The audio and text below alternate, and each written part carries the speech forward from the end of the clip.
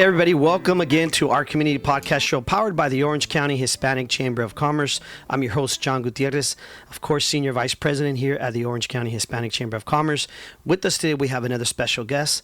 Her name is Jessica Alma Shizeo, Executive Director of Covered California, which is California's ObamaCare healthcare exchange.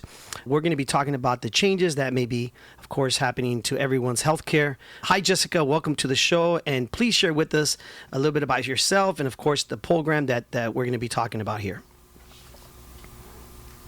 Hi, John. Thank you so much for having me.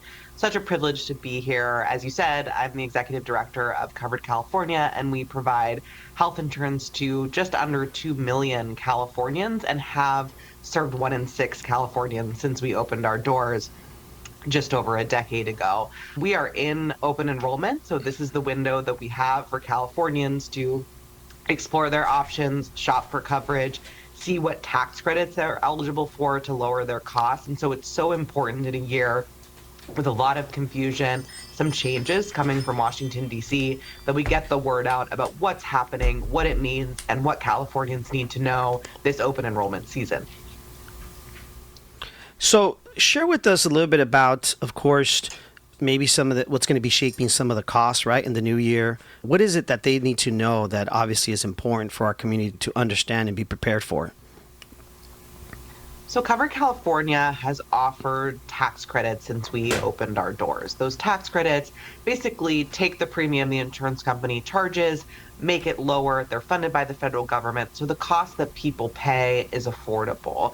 And they're on a sliding scale. So depending on your income, the more you need, the more you get. Now, a few years ago, Congress made those tax credits more generous. They enhanced them. This is why we call it the enhanced premium tax credits, is the technical term that you might see on the news. Those enhancements expire at the end of this year, and unless Congress acts to extend them, they won't be available in 2026. So while we're watching that closely, the debate in Washington does seem quite stalled, and so there's no confidence that those enhanced tax credits will be available in 2026. What that means is there are the majority of Covered California enrollees who will still be eligible for tax credits, the tax credits we had when Obamacare first launched, but they're less generous than the level of tax credit they've been getting in recent years. Then we also have some of our middle income consumers who could lose their tax credits altogether because without the enhancements, there's a pretty strict cap on which income can get them. And so those are pretty big affordability challenges. California is doing what we can. We do have $190 million from the state budget that we're going to use to mitigate some of these premium increases for Californians. Now, that's a lot of money. We're one of the very few states that has any money to try and fill this hole the federal government is leaving. So we're very grateful to have that.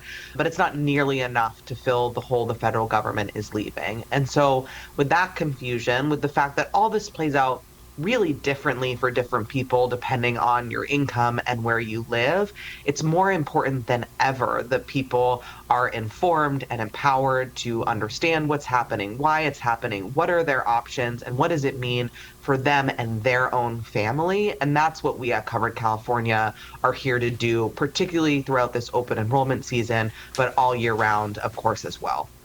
At the Hispanic Chamber of Commerce, we obviously support a lot of business owners and entrepreneurs. I happen to be one myself. We own a hospice company. We're in healthcare.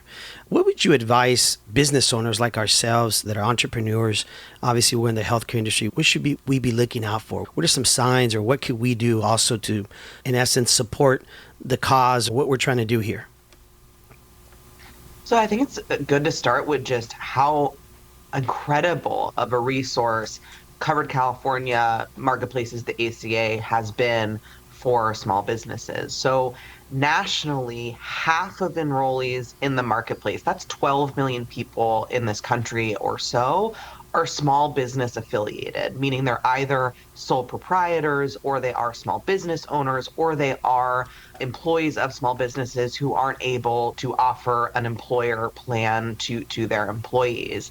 Fundamentally, Covered California is about economic freedom. It's about this idea that you can be an entrepreneur and start your own business, that you can join the gig economy or work part-time or whatever that may be for you and still have affordable health insurance coverage available to you. 500,000, 1 in 4 of our enrollees are sole proprietors on Covered California.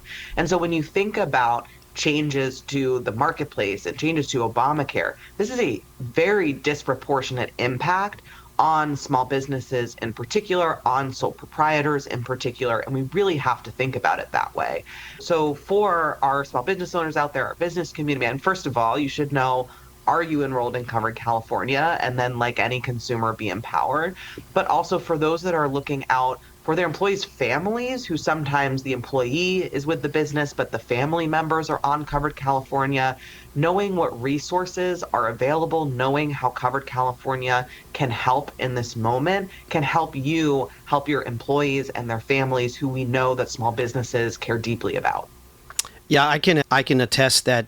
Actually, I was very thankful that my wife went and got Obamacare, because we're business owners, and as a small business, we couldn't afford a business healthcare plan for everybody. It was just really expensive. And recently, my son actually had a pretty scary situation. He had to go to the ER, and it isn't until it impacts you, or you're in that situation, that you realize how important these programs are. And I know usually on our podcast show, we like to share stories of situations like that. So first and foremost, thank you for doing this. Thank you for getting the word out.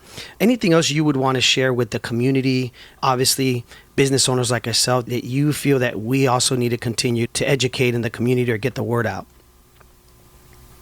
So it's really important. Our mission at Covered California is to get affordable, quality health insurance into the hands of as many Californians as possible. Often people are confused. Who is Covered California, right? We're not an insurance company. We're not an insurance agent.